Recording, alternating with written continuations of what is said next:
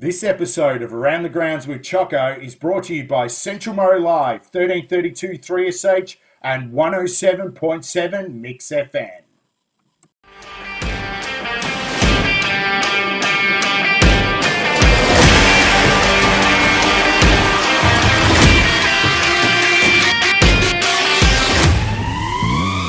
Welcome to Around the Grounds with me, Chocco, and I am really excited to talking to this special guest. And, he's played over 400 games across country Victoria. He's been involved in 13 grand finals. He's won 9 premierships as a player and a coach.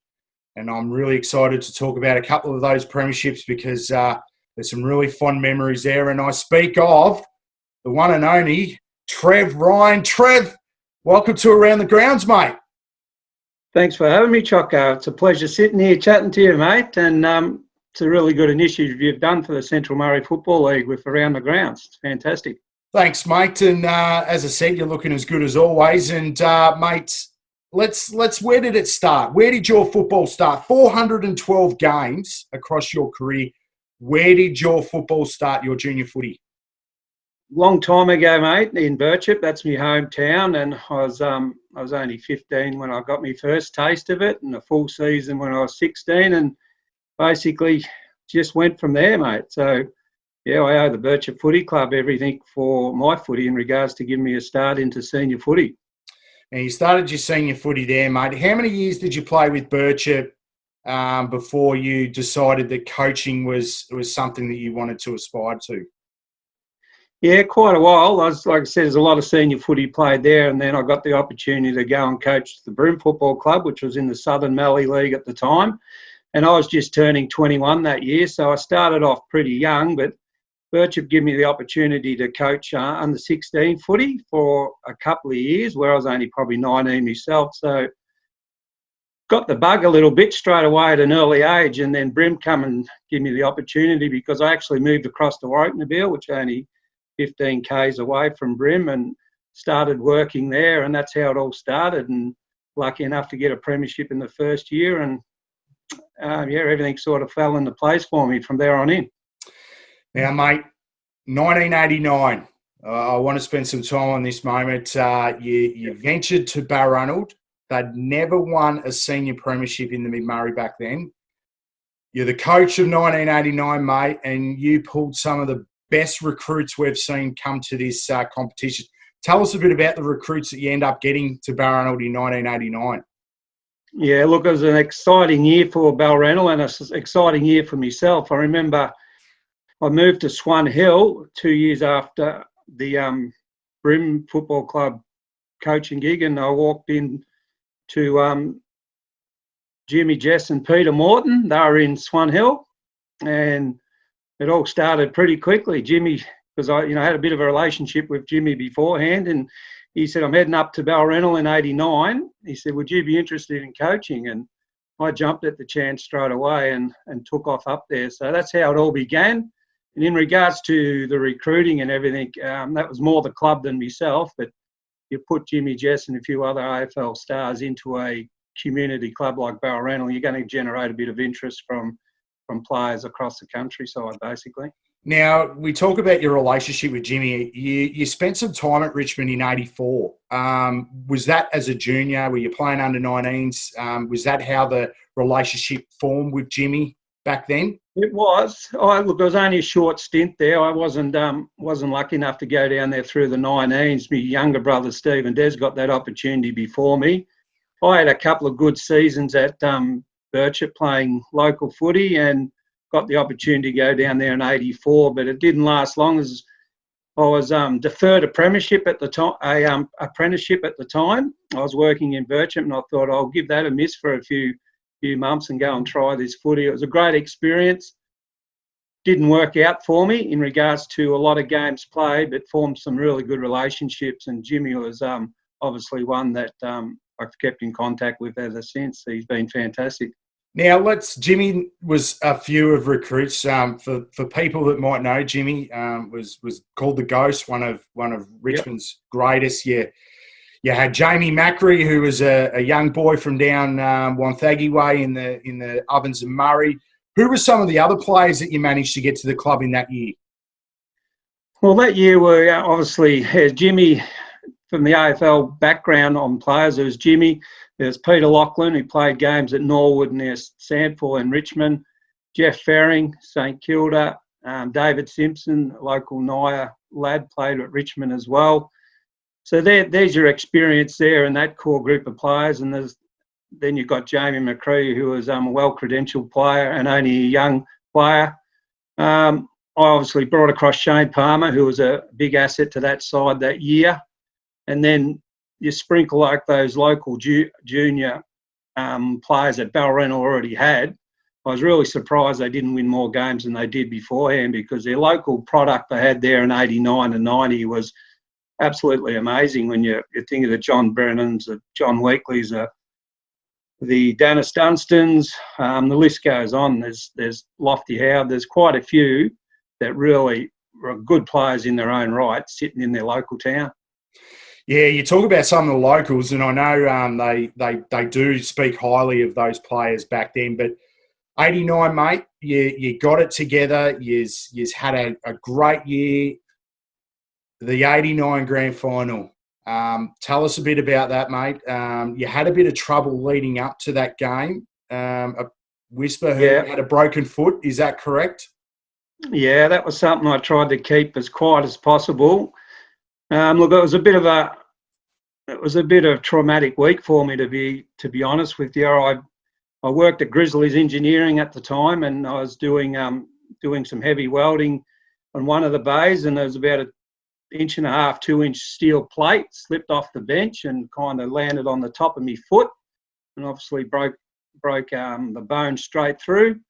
So that week, I knew I had a grand final to play, and all I was wanting to do was play the grand final. I wasn't worried about the consequences around the broken foot. So instead of going in and getting it fixed up like a normal person would, I've just kind of sat at home and got all the swelling out of it, and did as much as I can to get the swelling out of it, and then went and got some needles in it Saturday morning, went for a jog, and felt all right at the time. So I made the decision to play, which was absolutely crazy, I suppose, when you think about it. But it's just something I wanted to do, because it was their first ever premiership that they would have took part in.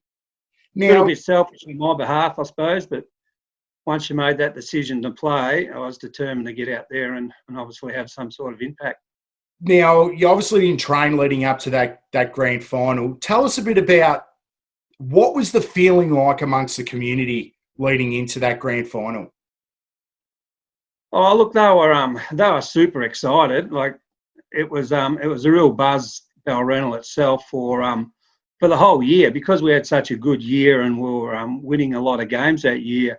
We knew we were good enough to win the premiership, but we also knew we had a really good opponent in Tintinda to beat it on that day. So we were confident that we could do that. And the town itself, well, I remember some of the, just the typical Thursday night training sessions. We'd have cars right around the ground, especially those Thursday nights when you've got those travelling players that were there to train. It was like there was the start of a home away game, the way the cars come in just to watch that 2-hour training session. And leading into the finals, it seemed to grow, and the atmosphere around all the people within the community just give every individual that was lucky enough to get picked that day the biggest boost in the arm of energy to play well. Now, leading into 89 grand final, the people that may have seen some photos of that day, it was a sea of blue and white. And, yeah, it was amazing. And the crowd was probably the biggest.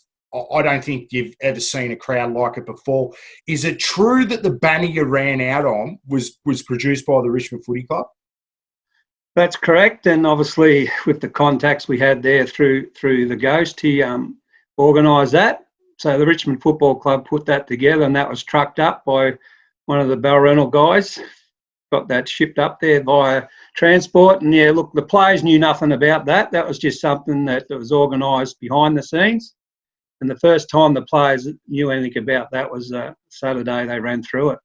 So yeah, luckily we got some photos of it and some good memories. Now, tell us a bit about leading into that game. You're in the rooms in the old brick pavilion back then, the old the wooden floors, mate. What was the feeling like? What was the message to these blokes going out and hopefully getting the success that they deserved? Look, to tell you the truth, they didn't need a lot of motivation because of the occasion itself, but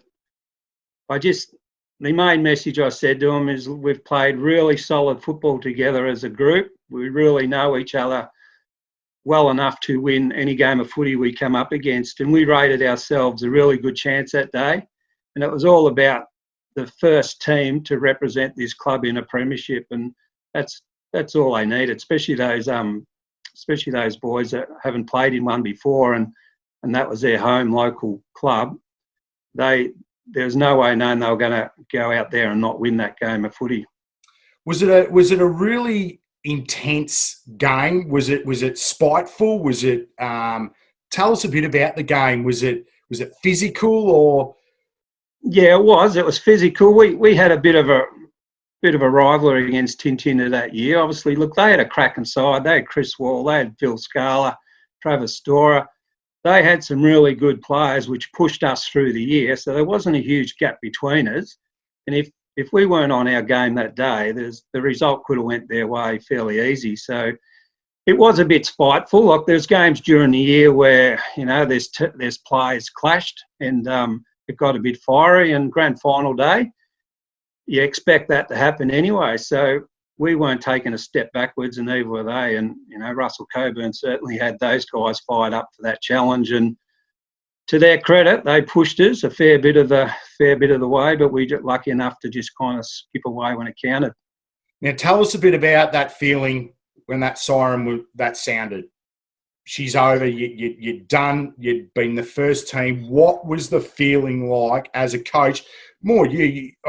How did you feel? You would have been going through a number of different emotions. Your foot would have been sore. You would have been thrilled as a coach. How was the feeling like? I was absolutely ecstatic. I was off the ground when the siren rang because got to the stage where I just couldn't put any sort of pressure on the foot. The painkillers as well and truly ran out by then. So I was comfortable enough that the game was going to go our way. So I went off and just tried to deal with the pain a little bit.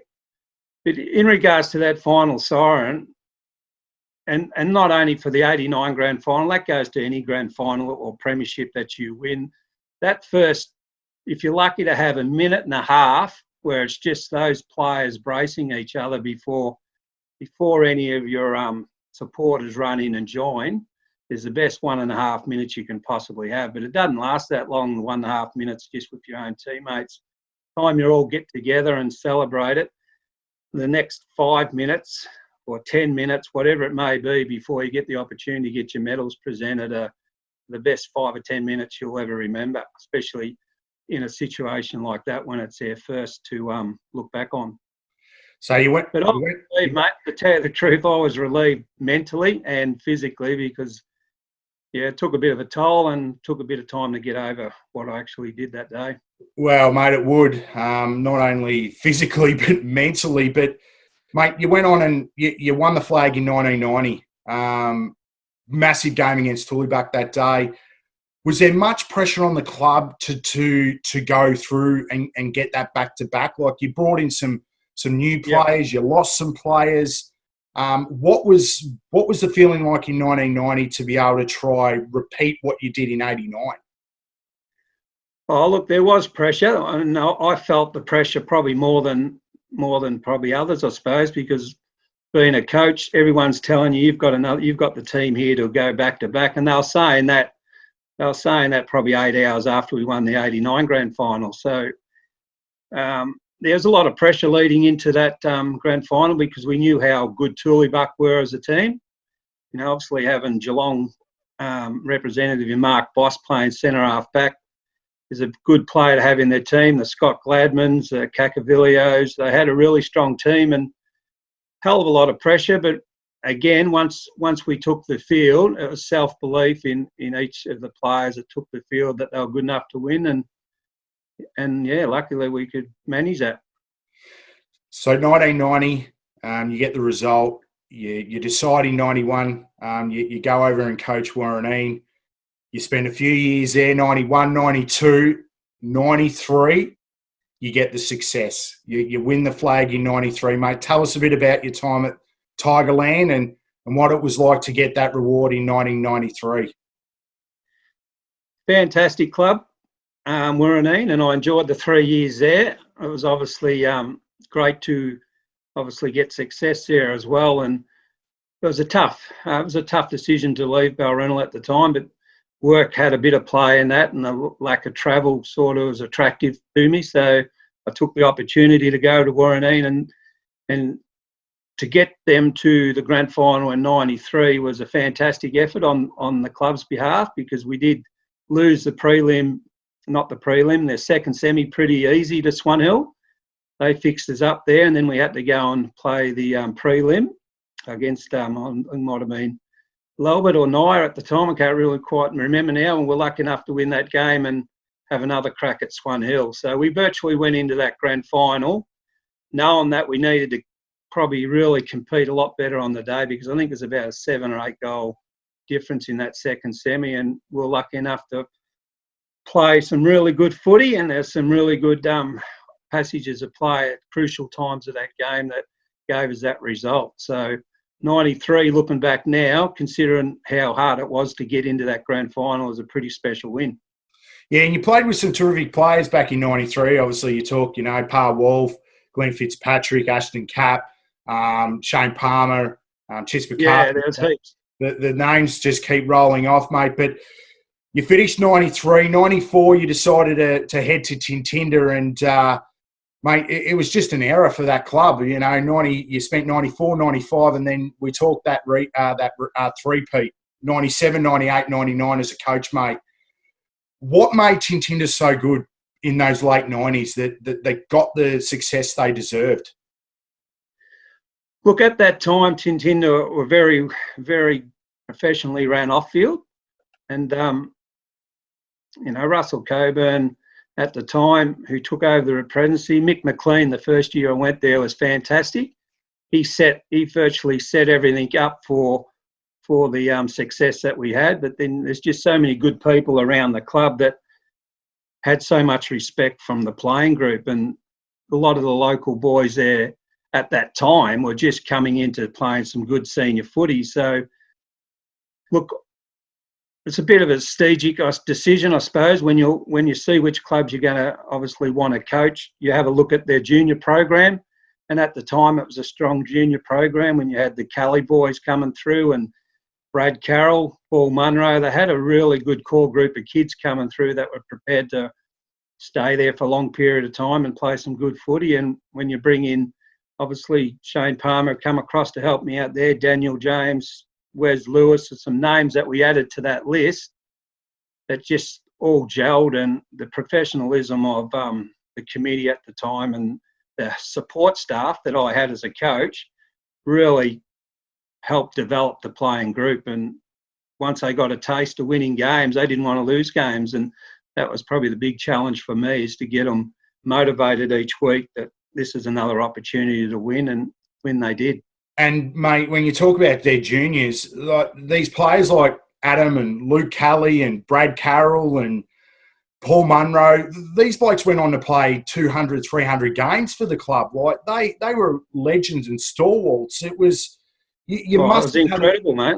It was an incredible time for the club to have so many local players that could step into any country senior team across Australia, basically.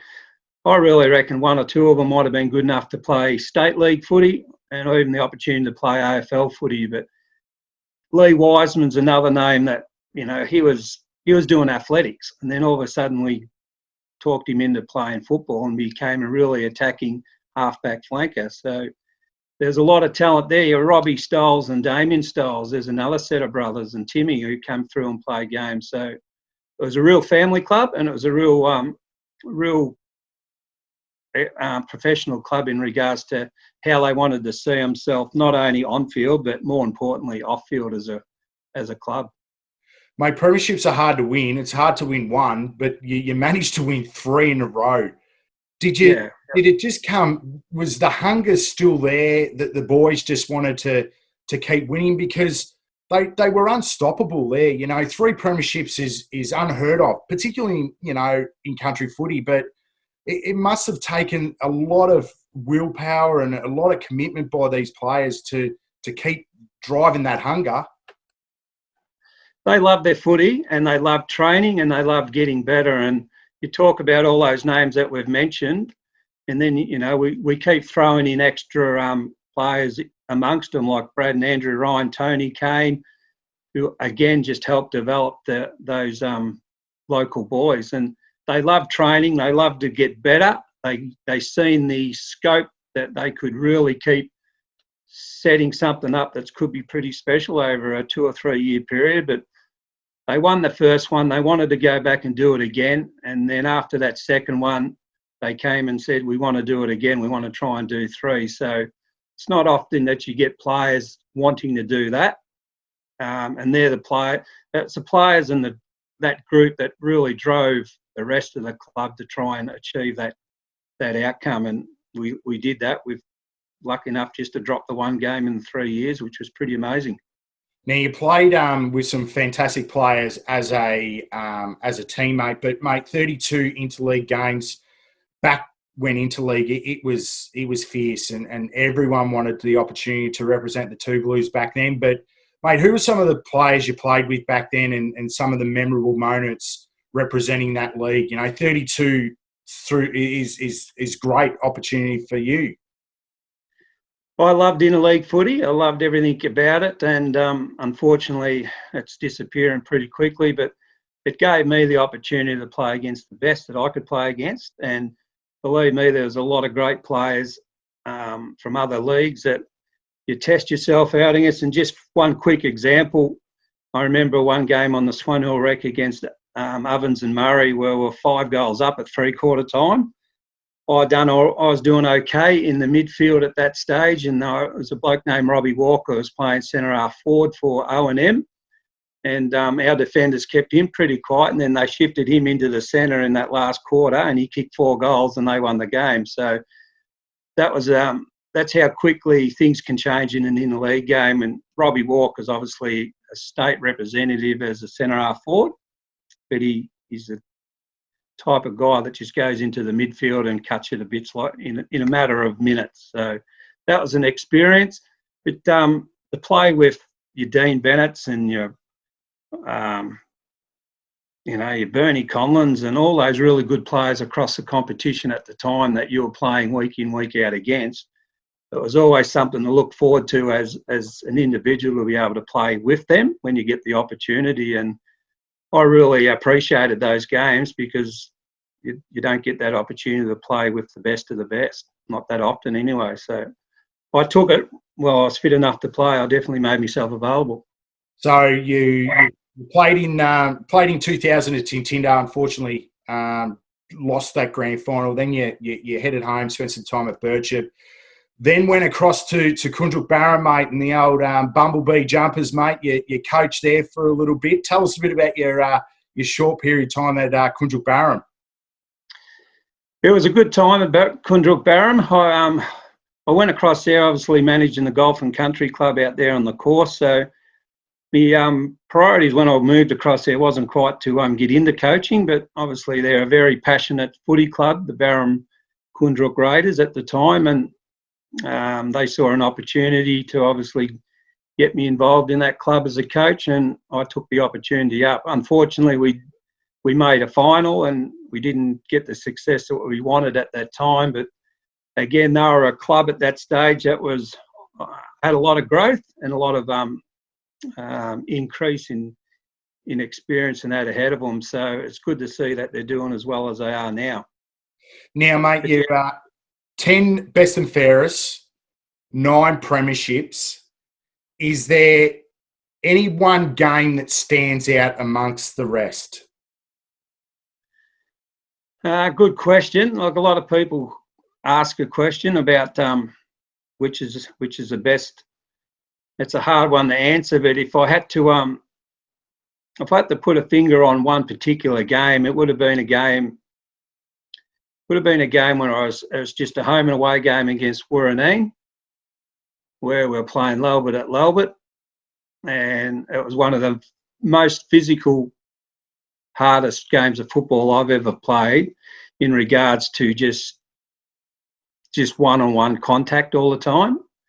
And I physically walked away from that game, and I didn't think I was going to play for 2 weeks because I was just that sore in the body. But that's just a physical aspect of what footy was like back then. There were some tough characters in the Elliots side. You had the Ramira boys, Trevor Holt. You know, there was a lot of big fellas running around then, and they weren't afraid to hurt you when they got the opportunity. But you try and give it back as best you get it too, Chocco. So it was one of those games where I thought, you know, this is just probably early in the year. I thought, help, coming off 2 years at Balranald, and then you walk into a new club, and the rest of the competition's after you a little bit.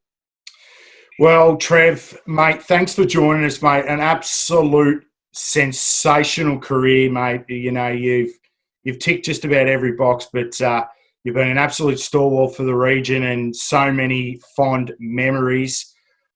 I know you well, mate, and as I said, keep up the great work. But thanks for joining us, Trev. It's a pleasure having a chat with you, mate, and I look forward to chatting with you real soon. And fingers crossed, mate. Football's not far around the corner, and it's been great chatting with you today.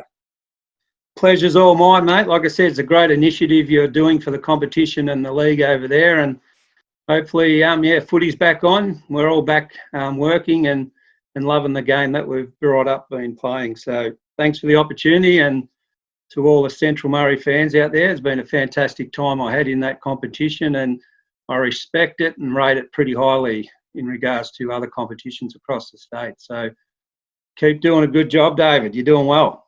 Thanks, Trev. Appreciate it.